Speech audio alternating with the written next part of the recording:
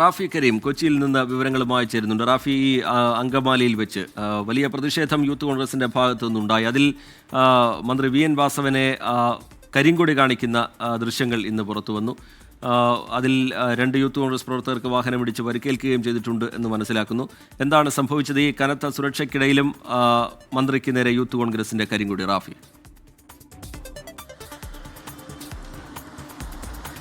അപ്രതീക്ഷിതവും സാഹസികവുമായ പ്രതിഷേധമായിരുന്നു youth കോൺഗ്രസിന്റെ ഭാഗത്തു നിന്ന് അങ്കമാലി അഡ്ലക്സ് കൺവെൻഷൻ സെന്റർ മുന്നിൽ വെച്ചുണ്ടായത്. മന്ത്രി വി എൻ വാസവൻ സഹകരണ വകുപ്പിന്റെ ഒരു പരിപാടി ഉദ്ഘാടനം ചെയ്യുന്നതിന് വേണ്ടിയായിരുന്നു അങ്കമാലിയിലേക്ക് എത്തിയത്. ഈ പരിപാടി ഉദ്ഘാടനം ചെയ്ത് മടങ്ങുന്നതിനിടെയാണ് 2 യൂത്ത് കോൺഗ്രസ് പ്രവർത്തകർ മന്ത്രിയുടെ വാഹനത്തിന് മുന്നിലേക്ക് ചാടി കരിങ്കൊടി കാണിച്ചത്. മൊത്തം 5 യൂത്ത് കോൺഗ്രസ് പ്രവർത്തകരായിരുന്നു ഈ സമരത്തിനുണ്ടായിരുന്നത്.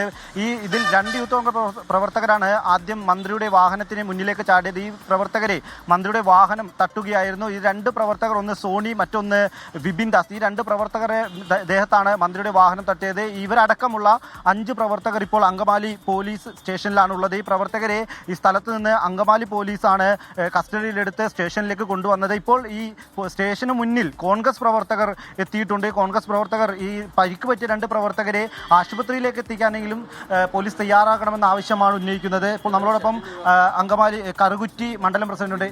എന്താണ് ഇപ്പോൾ ഇവിടുത്തെ ഒരു സാഹചര്യം? ഇവിടുത്തെ സാഹചര്യം എന്ന് വെച്ച് കഴിഞ്ഞാൽ ഇവിടെ തീർത്തും ജനാധിപത്യ രീതിയിലുള്ള ഒരു പ്രതിഷേധ പ്രകടനം നടത്തിയ ഞങ്ങളുടെ യൂത്ത് കോൺഗ്രസിന്റെ പ്രവർത്തകരെ മൃഗീയമായി തല്ലിച്ചതയ്ക്കുന്ന ഒരു സ്ഥിതിവിശേഷമാണ് ഇപ്പം നിലവിൽ കണ്ടിട്ടുള്ളത്. 2 പ്രവർത്തകരെ അകാരണമായി മർദ്ദിച്ചതിൻ്റെ അടിസ്ഥാനത്തിൽ അവർ ഗുരുതരമായ പരിക്കുകളോടെ സെല്ലിൻ്റെ ഇവിടെ സ്റ്റേഷനുള്ളിലാണ് കിടക്കുന്നത്. ഞങ്ങൾ അവർ കാണുവാൻ പോലും ഒരു ജനപ്രതിനിധി എന്ന നിലയ്ക്ക് പോലും ചോദിച്ചിട്ട് അവർ അനുവാദം പോലും തന്നിട്ടില്ല എന്നുള്ളതാണ് ഏറ്റവും ദുഃഖകരമായ സംഭവം. ഇവിടെ നാടിന് നടക്കിയ അല്ലെങ്കിൽ കേരളത്തെ മൊത്തം നടക്കിയ ഈ ദാരുണമായ സംഭവം ഉണ്ടായപ്പോൾ മുഖ്യ പ്രതിപക്ഷ കക്ഷി എന്ന നിലയ്ക്ക് ഉത്തരവാദിത്തപ്പെട്ട രാഷ്ട്രീയ പ്രസ്ഥാനം എന്ന നിലയ്ക്ക് ഞങ്ങൾ ഉത്തരവാദിത്തങ്ങൾ നിറവേറ്റി ആ ഒരു മന്ത്രിയെ അതിന്റെ പ്രതിഷേധം അറിയിക്കുന്ന തരത്തിലുള്ള സമരമാർഗമായിട്ടാണ് ഞങ്ങൾ മുന്നോട്ട് പോയത്.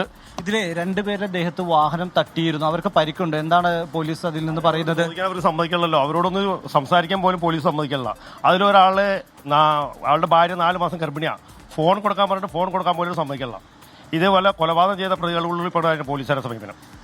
ഞങ്ങളിത് അവരെ പൊതുപ്രവർത്തകരാണ്, അവർക്ക് ഇത്തരം സമരങ്ങൾ ഏർപ്പെടും. ആ സമരങ്ങൾ ഏർപ്പെടുമ്പോൾ അത് ഞങ്ങൾ സംസാരിക്കാനുള്ള അവസരം വരണ്ടേ? അതുപോലും ഇല്ല.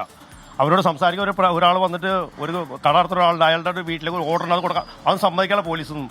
തീർച്ചയായും വലിയ പ്രതിഷേധം പോലീസ്. ശരി, റാഫി കരീമാണ് വിശദാംശങ്ങൾ പങ്കുവെക്കുന്നത്. കനത്ത സുരക്ഷാ വലയം ഭേദിച്ച് മന്ത്രി വി എൻ വാസവന് നേരെ യൂത്ത് കോൺഗ്രസിന്റെ കരിങ്കൊടി, അതിന്റെ ദൃശ്യങ്ങളാണ് പ്രേക്ഷകർ കാണുന്നത്. വാഹനമിടിച്ച് 2 യൂത്ത് കോൺഗ്രസ് പ്രവർത്തകർക്ക് പരിക്കേറ്റു എന്ന വിവരം കൂടി പുറത്തു വരുന്നുണ്ട്.